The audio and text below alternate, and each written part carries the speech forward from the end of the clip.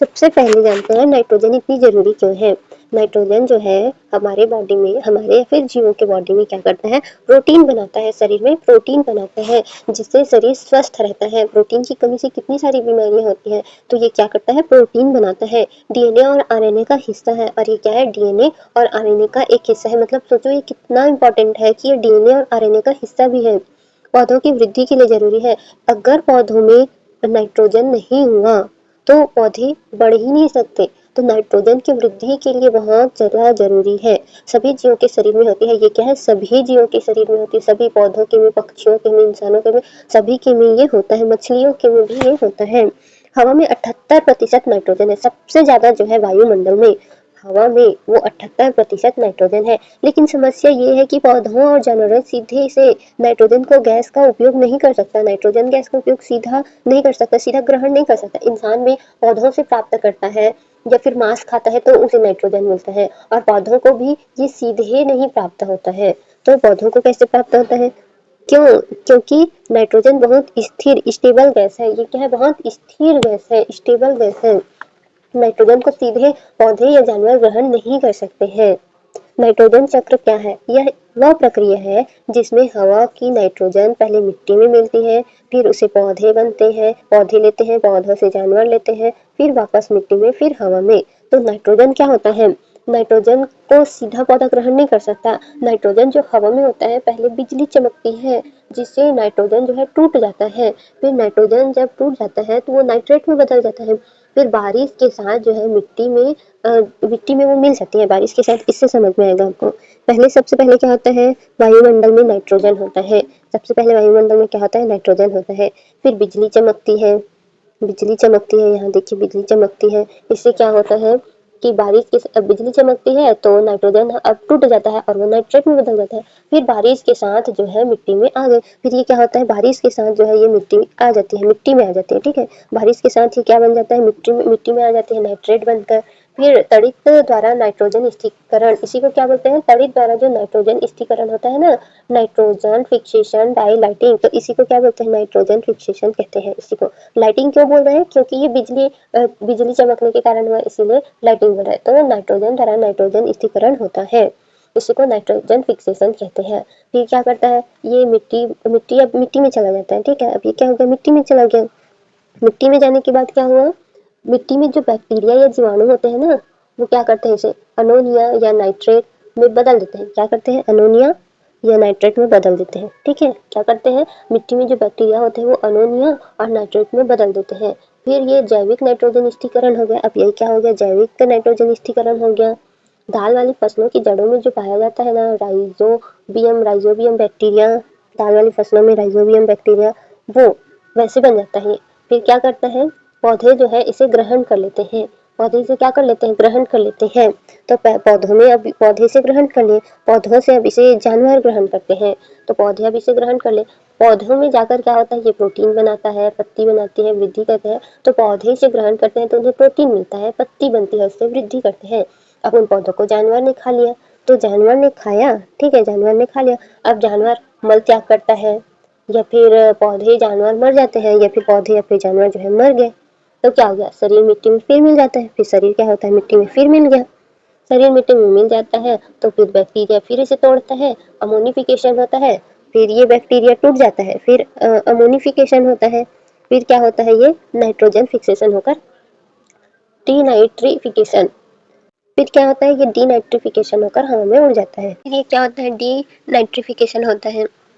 फिर वही चक्र फिर से नाइट्रोजन होता है, नाइट्रोजन से फिर नाइट्रोजन फिक्सेशन होता है। पौधे जड़ों से मिट्टी में चला जाता है, मिट्टी में से फिर पौधे उसे ग्रहण करते हैं, अमोनिया या नाइट्रेट बन जाता है। तो फिर पौधे ग्रहण करते हैं, पौधे से फिर ये नाइट्रिफिकेशन होता है, जानवर ग्रहण करते हैं। फिर से वही सब चक्र होते रहता है। तो ये क्या है, नाइट्रोजन साइकिल है। ये क्या है, एक नाइट्रोजन साइकिल है। इससे अच्छे से समझ में आएगा। वायुमंडलीय नाइट्रोजन हो गया, तड़ित नाइट्रोजन या स्थिरीकरण, यानी कि बिजली गिरता है उससे बिजली चमकती है तो उससे नाइट्रोजन स्थिरीकरण हुआ, जिसको हम नाइट्रेट में बदल गया।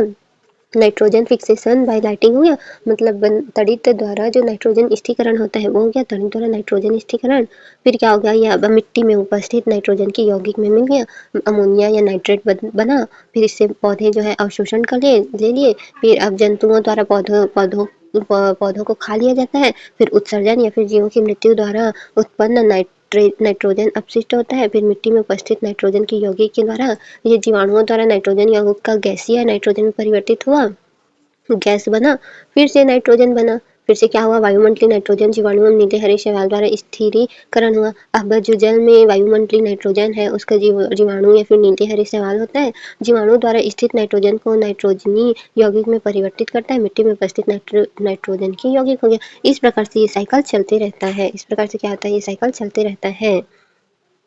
अब क्या हुआ, पूरा समझ में आ गया ना। पहले हवा की नाइट्रोजन जो होता है वो मिट्टी में जाता है, फिर पौधे उससे बड़े होते हैं, पौधों में ग्रोथ होता है, फिर जानवर उसे खाते हैं, वापस से उसके मल के द्वारा या फिर जानवर की मृत्यु के द्वारा वो फिर से मिट्टी में मिल जाता है, फिर से हवा में मिल जाता है। इस प्रकार से चलता रहता है। अब पूरा चक्र आसान भाषा में कैसे समझेंगे, नाइट्रोजन स्थिरीकरण को क्या बोलते हैं, नाइट्रोजन फिक्सेशन कहते हैं।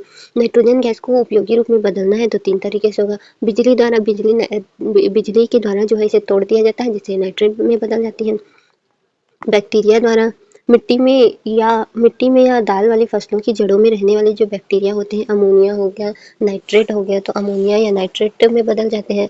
यहाँ एक एंजाइम काम करता है, नाइट्रोजन एंजाइम काम करता है जिसे राइजोबियम बोलते हैं ना। राइजोबियम बैक्टीरिया द्वारा जो तोड़ा जाता है ना उसे राइजोबियम कहते हैं, जो दाल वाली फसलों में पाया जाता है। तो मिट्टी में या दाल वाली फसलों की जड़ों में रहने वाली बैक्टीरिया जो होती हैं अमोनिया में बदलते हैं। यह एंजाइम काम करता है नाइट्रोजनेस नाइट्रोजनेस बोल रहे हैं, नाइट्रोजनेस। हमने तो राइजोबियम ही पढ़ा था, तो राइजोबियम भी होता है और ये बोल रहा है उसे भी याद रखेंगे, नाइट्रोजनस। अब नाइट्रीकरण, अब अमोनिया को बैक्टीरिया बदलते हैं, अमोनिया को बैक्टीरिया में बदल देते हैं।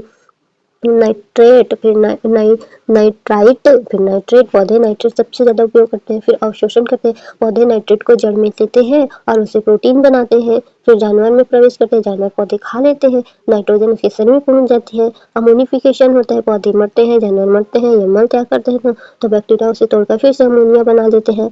अब नाइट्रीकरण, डीनाइट्रिफिकेशन, कुछ बैक्टीरिया नाइट्रेट को फिर से गैसीय में बदल देते हैं, गैसीय नाइट्रोजन में बदल देते हैं और नाइट्रोजन वापस आसमान में चली जाती है। चक्र पूरा हो गया।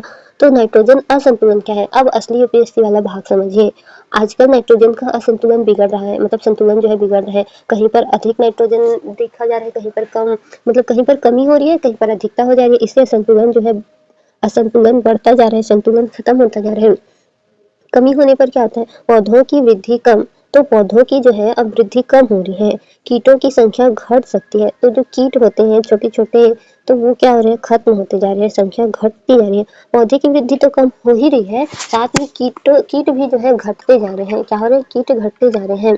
फिर क्या हो रहा है, कृषि उत्पादन घट सकता है। इससे क्या होता है, कृषि उत्पादन, अब क्योंकि फसलों को भी तो नाइट्रोजन चाहिए ना बढ़ने के लिए, तो कृषि उत्पादन भी घट रहा है और कार्बन डाइऑक्साइड अवशोषण कम हो रहा है। अब कार्बन डाइऑक्साइड भी कम हो रहा है क्योंकि पौधे बढ़ेंगे तभी तो कार्बन डाइऑक्साइड अवशोषित करेंगे, लेकिन अब कार्बन डाइऑक्साइड का भी अवशोषण कम होते जा रहा है। तो अधिकता होने पर जब उर्वरक बहुत ज्यादा उपयोगी होते हैं तो अधिक नाइट्रोजन यानी कि यूट्रोफिकेशन, मतलब पानी में बहुत ज्यादा पोषक तत्व है जिससे शैवाल या तेजी से बढ़ते जाते हैं। जो एल्गी होते हैं ना, शैवाल देखे होंगे तालाब या फिर वहां पर पूरे तालाब में फैल जाता है हरा हरा, उसको शैवाल बोलते हैं। तालाब में या फिर कहीं भी बहुत ज़्यादा फैल जाता है, जिससे क्या होता है, पानी अंदर ऑक्सीजन या फिर सूर्य की रोशनी जो है बहुत कम पड़ती है। ऑक्सीजन या फिर सूर्य की रोशनी कम पड़ती है, इससे मछलियाँ क्या, उन्हें ऑक्सीजन चाहिए होता है ना, तो ऑक्सीजन कम मिलता है तो मछलियाँ मर जाती हैं। और समुद्र के अंदर या तालाब के अंदर जो भी पौधे उगते हैं उनको सूर्य की रोशनी नहीं मिलती, ऑक्सीजन नहीं मिलता तो वो भी मर जाते हैं। तो डेड जोन बनता है। इससे क्या होता है, डेड जोन बनता है। तो असंतुलन का कारण क्या है, जीवाश्म ईंधन का दहन। तो जीवाश्म ईंधन जो होता है ना, जीवाश्म ईंधन मतलब जैसे कार्बन डाइऑक्साइड हो गया, लकड़ी जलाने से होता है, तो ये सब जीवाश्म ईंधन के दहन से होता है। पराली हो गया, खेतों में जो फसल कटाई होने के बाद जो बच जाता है अवशेष पराली, तो उससे क्या होता है, कार्बन डाइऑक्साइड बहुत ज़्यादा होता है। रासायनिक उर्वरक का उपयोग बहुत ज़्यादा हो रहा है जिसके कारण ये सब होता है। औद्योगिक गतिविधियों के कारण, अब औद्योगिक गतिविधियों में जो भी होता है रासायनिक, उससे क्या किया जाता है, तालाब नदियों में छोड़ दिया जाता है जिसके कारण ये शैवाल बढ़ जाते हैं, नाइट्रोजन ज़्यादा मिलता है तो शैवाल बढ़ जाते हैं, प्रोटीन ज़्यादा अधिक रहता है तो। और जलवायु परिवर्तन के कारण भी हो रहा है और कार्बन डाइऑक्साइड के स्तर बढ़ते जा रहे हैं, इसलिए भी एक सरल फ्लो चार्ट में देखें तो हवा होता है, मतलब नाइट्रोजन होता है, वो बिजली या फिर बैक्टीरिया से अमोनिया में बदलता है, अमोनिया से नाइट्रेट में बदलता है, पौधे उसे ग्रहण करते हैं, जानवर पौधों को ग्रहण करते हैं, जानवर फिर मिट्टी में मिल जाते हैं, फिर बैक्टीरिया उसे फिर से हवा में छोड़ देते हैं। तो ये क्या है, एकदम सरल फ्लो चार्ट है। याद रखने का ट्रिक क्या है, फिक्स नाइट्रीफाई, छोड़ो इसे, वो सही था। अब एनसीईआरटी में क्या दिया है, नाइट्रोजन चक्र। नाइट्रोजन का महत्व क्या है, नाइट्रोजन न्यूक्लियर अम्ल, डीएनए प्रोटीन हो गया, नाइट्रोजन क्या है, प्रोटीन हो गया, न्यूक्लिक अम्ल डीएनए और आरएनए, एंजाइम और विटामिन का प्रमुख घटक है। तो नाइट्रोजन जो है प्रोटीन या न्यूक्लिक अम्ल, डीएनए आरएनए, ये याद रखेंगे, डीएनए आरएनए को क्या बोलते हैं, न्यूक्लिक अम्ल, न्यूक्लिक अम्ल, न्यूक्लिक अम्ल। डीएनए और आरएनए को क्या कहते हैं, न्यूक्लिक अम्ल। डीएनए और आरएनए को क्या कहते हैं, न्यूक्लिक अम्ल कहते हैं। वायु में लगभग 78% नाइट्रोजन पाई जाती है, और लेकिन अधिकांश सीधे वायुमंडलीय का उपयोग नहीं कर सकता। अधिकांश क्या, कोई भी जीव मतलब सीधे नाइट्रोजन का यूज नहीं कर सकता, जब तक उसको उसे ग्रहण करने के लिए अवशोषित करने लायक नहीं बन जाता, तब तक उसका यूज कर ही नहीं सकते। इसलिए नाइट्रोजन को पहले उपयोगी रूप में बदलना पड़ता है। नाइट्रोजन के प्रमुख 4 चरण है, नाइट्रोजन स्थिरीकरण, यानी कि इसे अमोनिया में बदल दिया जाता है। यह 3 तरीके से होता है, जैविक स्थिरीकरण, बायोलॉजिकल फिक्सेशन, कुछ जीवाणु बैक्टीरिया जो होते हैं, जो कि मिट्टी में पाए जाते हैं, मैंने बताया था ना, मिट्टी में पाए जाते हैं, वो अमोनिया में बदलते हैं। 2 प्रकार से, मुक्त जीवाणु फ्री लिविंग, और सहजीवी जीवाणु यानी दाल वाली फसलों की जड़ों में पाए जाते हैं। सिम्बायोटिक, हाँ तो वो सिम्बायोटिक जो दाल वाली फसलों की जड़ों में पाए जाते हैं उनके द्वारा। इसमें एक एंजाइम होता है nitrogenous, nitrogenous, nitrogenous, nitrogenous, nitrogenous, nitrogenous, nitrogenous, nitrogenous. वायुमंडलीय स्थिरीकरण, बिजली के द्वारा बिजली चमकती है तो फिर नाइट्रोजन को तोड़ता है, वो नाइट्रेट में बदलता है। तो बिजली द्वारा नाइट्रोजन को क्या होता है, ऑक्साइड में बदलती है, जो वर्षा के साथ मिट्टी में आ जाते हैं। औद्योगिक स्थिरीकरण, मानव द्वारा उर्वरक निर्माण जैसे अमोनिया, हाँ मानव के द्वारा भी अब इसे तोड़ा जाता है। क्या किया जाता है, हवा के साथ नाइट्रोजन और कुछ रसायन के द्वारा इसे क्या किया जाता है, अमोनिया में बदला जाता है, मानव द्वारा उर्वरक के निर्माण के लिए किया जाता है। तो नाइट्रोजन NH3NO2NO3, यह प्रक्रिया भी बैक्टीरिया द्वारा होती है, यह प्रक्रिया भी बैक्टीरिया द्वारा होती है।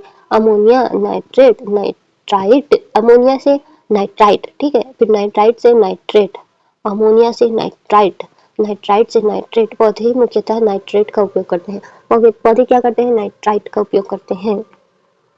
आत्मसात, पौधे मिट्टी से नाइट्रेट अवशोषित करते हैं, इससे वो प्रोटीन बनाते हैं। जानवर पौधों को खाकर नाइट्रोजन प्राप्त करते हैं। अमोनीकरण क्या है, मृत पौधे, जानवर, अपशिष्ट, सूक्ष्मजीव इन्हें तोड़ते हैं, फिर इसे अमोनिया बनता है। नाइट्रीकरण, नाइट्रीकरण, कुछ बैक्टीरिया नाइट्रेट को पुनः गैसीय नाइट्रोजन में बदल देते हैं, नाइट्रोजन फिर वायुमंडल में चली जाती है।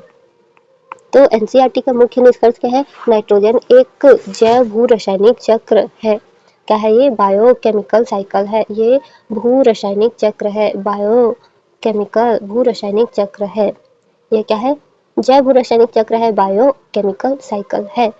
नाइट्रोजन क्या है, जैव भू रासायनिक चक्र है, भू मतलब भूमि से या फिर वायुमंडल से जो भी है, तो रासायनिक चक्र है, इसमें जीवित और निर्जीव दोनों घटक भाग लेते हैं। तो इसमें क्या होता है, जीवित, जीवित कौन कौन हो गया, पौधे हो गया, जीवाणु हो गया, बैक्टीरिया हो गया, तो ये क्या है, भाग लेते हैं। और निर्जीव क्या हो गया, जल हो गया, जल मतलब बारिश हो गया, बिजली चमकना हो गया, ये निर्जीव हो गया। तो जीवित और निर्जीव दोनों घटक भाग लेते हैं। यह पारिस्थितिकी तंत्र की उत्पादकता बनाए रखता है, क्या करता है, उत्पादकता बनाए रखता है पारिस्थितिक तंत्र की।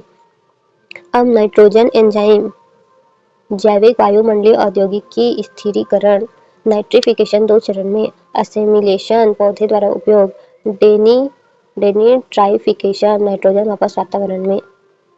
करंट अफेयर में क्यों है, क्यों नाइट्रोजन आज खबर में है, तो पहले नाइट्रोजन चक्र प्राकृतिक रूप से हो रहा था ये, लेकिन अब मानव गतिविधियों ने इसे असंतुलित कर दिया है। अब मानव ने क्या कर दिया है, पूरा मानव ने असंतुलित करके रख दिया है, पर्यावरण को पूरा प्रदूषित कर दिया है, मानव गतिविधियों में इसे असंतुलित कर दिया है। रासायनिक उर्वरकों का अत्यधिक उपयोग किया जा रहा है, जीवाश्म ईंधन का दहन किया जा रहा है, औद्योगिक गतिविधियां अधिक होती जा रही है, जिसके कारण ये हो रहा है। गहन कृषि, बहुत ज्यादा कृषि हो रहा है, इसीलिए हो रहा है। नाइट्रोजन और जलवायु परिवर्तन, नाइट्रस ऑक्साइड यह एक शक्तिशाली ग्रीन हाउस गैस है। नाइट्रस ऑक्साइड क्या है? Nitrous oxide green house gas है। क्या है ये? ग्रीन हाउस गैस है। नाइट्रस ऑक्साइड ये क्या है? ग्रीन हाउस गैस है। नाइट्रस ऑक्साइड ये क्या है? ग्रीन हाउस गैस है। नाइट्रस ऑक्साइड क्या है? ग्रीन हाउस गैस है। नाइट्रस ऑक्साइड क्या है? ग्रीन हाउस गैस है। यह एक शक्तिशाली ग्रीन हाउस गैस है। CO2 से लगभग 300 गुना अधिक प्रभावशाली, कार्बन डाइऑक्साइड से 300 गुना, यानी कि सोचो कितना ज़्यादा प्रभावशाली होगा। वार्मिंग पोटेंशियल है, बहुत ज़्यादा ये क्या करता है? ऊष्मा उत्सर्जित कर रहा है, बहुत ज़्यादा गर्म कर रहा है, बहुत ज़्यादा गर्म कर रहा है। तो बहुत ज़्यादा शक्तिशाली ग्रीन हाउस गैस है। ये क्या है? बहुत ज़्यादा शक्तिशाली। नाइट्रस ऑक्साइड है, कृषि भूमि से निकलती है। ये क्या है? कृषि भूमि से निकल रही है उर्वरकों के कारण। उर्वरक कारण हवा की वैज्ञानिक रिपोर्ट के अनुसार N2O का स्तर लगातार बढ़ रहा है। क्या हो रहा है? नाइट्रस ऑक्साइड का जो है स्तर बहुत ज़्यादा बढ़ता जा रहा है। नाइट्रस ऑक्साइड बहुत ज़्यादा बढ़ता जा रहा है। यूट्रोफिकेशन बड़ी समस्या। जब नदी और झील में अधिक नाइट्रोजन पहुंचती है, सवाल बढ़ते हैं, ऑक्सीजन कम हो जाता है, मछलियां मर जाती हैं, डेड जोन बनते हैं। भारत में कई झील और तटीय क्षेत्र इस समस्या से प्रभावित हो रहे हैं। झील हो गया, तालाब हो गया, बहुत जगह ऐसे हो रहा है जहाँ जो है औद्योगिक जो रासायनिक पदार्थ होता है वहाँ छोड़ दिया जाता है। कृषि के द्वारा जो रसायनों का प्रयोग किया जाता है वो जल वहाँ छोड़ दिया जाता है।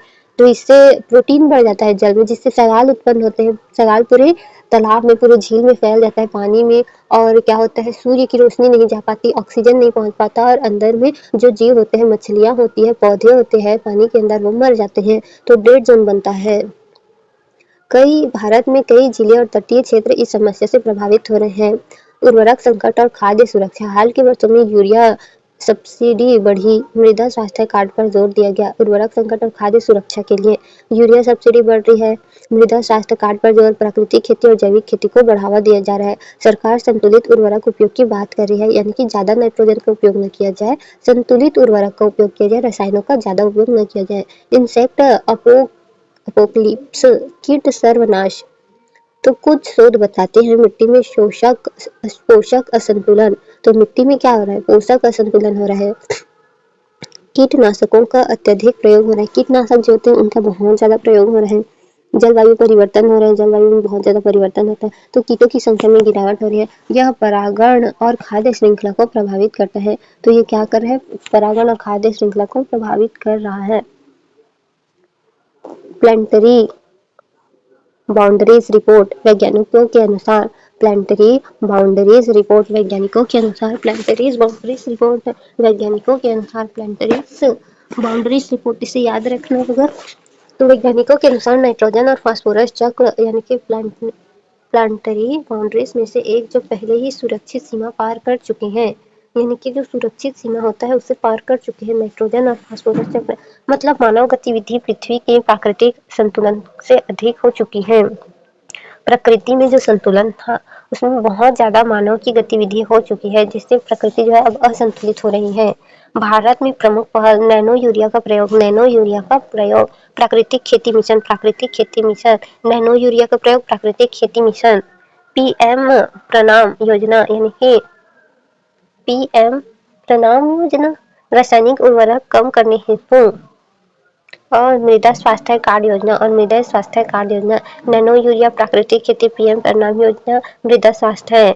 नैनो यूरिया प्राकृतिक खेती PM प्रणाम और मृदा स्वास्थ्य। नैनो यूरिया प्राकृतिक खेती PM प्रणाम मृदा स्वास्थ्य। नैनो यूरिया प्राकृतिक खेती PM प्रणाम मृदा स्वास्थ्य कार्ड योजना। नैनो यूरिया प्राकृतिक खेती PM प्रणाम और मृदा स्वास्थ्य कार्ड योजना। नैनो यूरिया प्राकृतिक खेती PM प्रणाम मृदा स्वास्थ्य कार्ड योजना। नैनो यूरिया प्राकृतिक खेती PM प्रणाम मृदा स्वास्थ्य कार्ड योजना।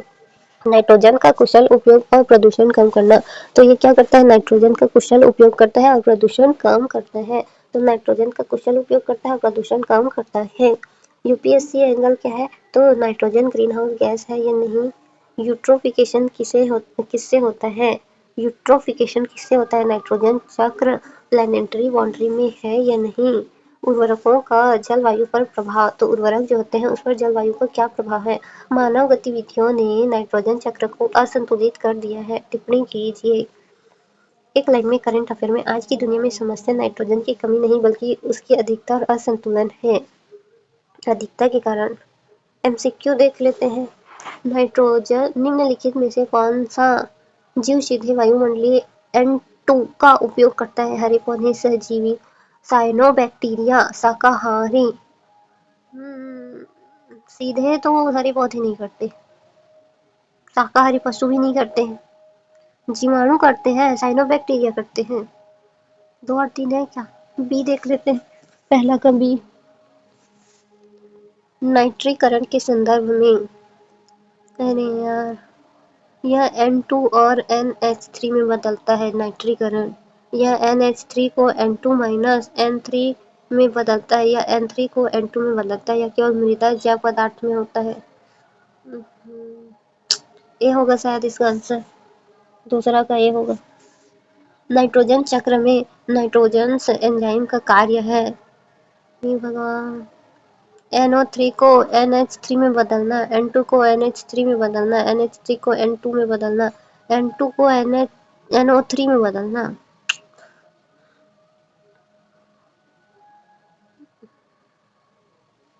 बी होगा शायद, बी, तीसरा का बी। नाइट्रस ऑक्साइड के संदर्भ में। यह ग्रीन हाउस गैस है, हाँ है। इसका उत्सर्जन मुख्यतः कृषि भूमि से होता है। होता है। यह ओजोन परत के लिए हानिकारक है। हानिकारक नहीं है, है ना हानिकारक। 1-2 होगा, इसका आंसर बी होगा, चौथा का बी होगा। न्यूट्रोफिकेशन का प्रमुख कारण क्या है? जल में ऑक्सीजन की अधिकता। न्यूट्रोफिकेशन, जल में पोषक तत्वों की अधिकता, अम्ल वर्षा, तापमान में कमी। तो बी होगा इसका आंसर, बी होगा। पोषक तत्व अधिकता के कारण होते हैं। निम्नलिखित में कौन सी प्रक्रिया नाइट्रोजन को पुनः वायुमंडल में भेजती है? डीनाइट्रीकरण, डी होगा, डीनाइट्रीकरण। छठवां का डीनाइट्रीकरण होगा। प्लेनेटरी बाउंड्रीज की अवधारणा निम्नलिखित में से चक्र शामिल है? नाइट्रोजन चक्र, फास्फोरस चक्र, जल चक्र। दोनों दोनों होगा, दोनों। 1 और 2, बी होगा, सातवां का बी होगा। मृदा में नाइट्रोजन की कमी से संभावित प्रभाव। पौधों की वृद्धि में कमी, हाँ। CO2 अवशोषण में कमी, हाँ। पौधे बढ़ेंगे नहीं तो कार्बन डाइऑक्साइड अवशोषित कैसे करेंगे? मछलियों की संख्या में वृद्धि। मृदा में मछली कहाँ से आ गई? 1 और 2 होगा, 1 और 2। 2 हो गए, 1 और 2। सी, 1 और 2 बी में है, बी, आठवां का बी। निम्नलिखित में से कौन सा मानव जनित कारण नाइट्रोजन असंतुलन बढ़ाता है? रासायनिक उर्वरक, हाँ। जीवाश्म ईंधन, ये भी सही है। वनों की कटाई, ये भी सही। तीनों है, डी है। 9 का डी। अमोनीकरण, अमोनीकरण, जीवित पौधों द्वारा नाइट्रेट का उपयोग। मृत जैव पदार्थ का अमोनिया में परिवर्तन, हाँ ये है, बी होगा, 10वां का बी। निम्न में से कौन सा कथन सही है? सभी पौधे सीधे नाइट्रोजन गैस उपयोग करते नहीं करते। नाइट्रोजन चक्र केवल जैविक प्रक्रिया है, जैविक और अजैविक दोनों है। सी होगा, 11 का सी। डेड जोन शब्द जुड़ा है अम्ल वर्षा से, यूट्रोफिकेशन से, ओजोन क्षरण से, मरुस्थली से। यूट्रोफिकेशन से, बी होगा। बी होगा। मतलब जो मर जाते हैं ना पानी के अंदर, जो जीव मरते हैं, ऑक्सीजन नहीं मिलता उनको या फिर सूर्य की रोशनी नहीं मिलती, तो इसलिए।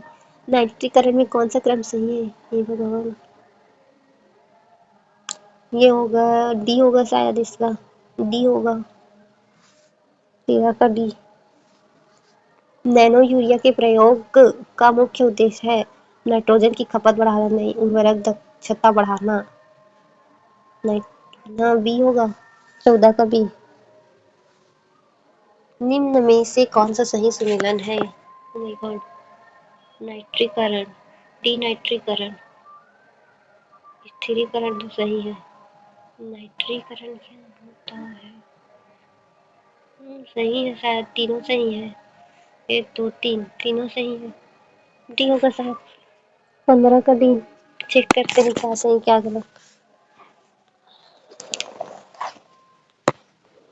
पहला का बी सही है, दूसरा का बी होना चाहिए था, हमने ए लगाया है। तीसरा बी सही है। ये कहाँ तक बी है? चौथा बी सही है, पांचवा बी सही है, पांचवा भी बी सही है, छठवां का डी सही है, छठवां डी सही है। सातवां का क्या है? डी होना चाहिए था, हमने बी लगाया है, डी होना चाहिए थे। आठवां बी सही है, 9वां का हमने डी लगाया, डी सही है। 10वां बी सही है। सी 11वां का सी सही है। 12वां का बी सही है। 13 का सी होना चाहिए था, हमने बी लगाया, डी लगाया, गलत हो गया। 14 का बी सही है और 15 का डी सही है। अब कौन कौन सा गलत हो गया है? 13 13 13 13 13 का सी है NH3 फिर NO2 फिर NO3, नाइट्रीकरण में NH3 फिर NO2 फिर NO3। और कौन सा था? और 7वां है, 7वां 7वां का डी होना चाहिए था, नाइट्रोजन चक्र, फास्फोरस जल चक्र, बाउंड्रीज। अरे हाँ, जल के अंदर हो रहा है तो प्लेनेटरी बाउंड्रीज तो जल चक्र होगा ना, डी होना चाहिए था। फिर दूसरा नाइट्रीकरण के संदर्भ में सही कथन, बी होना चाहिए था। NH3 फिर NO2 फिर NO3 में बदलता है। इसे एक बार देख लेते हैं।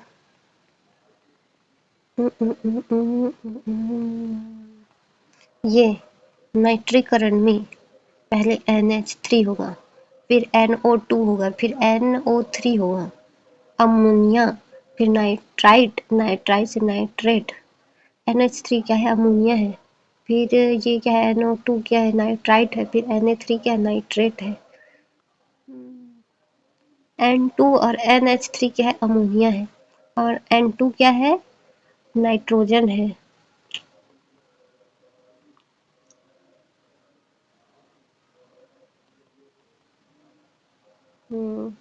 ये लिखा है।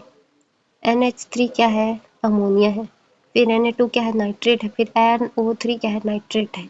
पौधे नाइट्रेट सबसे ज़्यादा उपयोग करते हैं।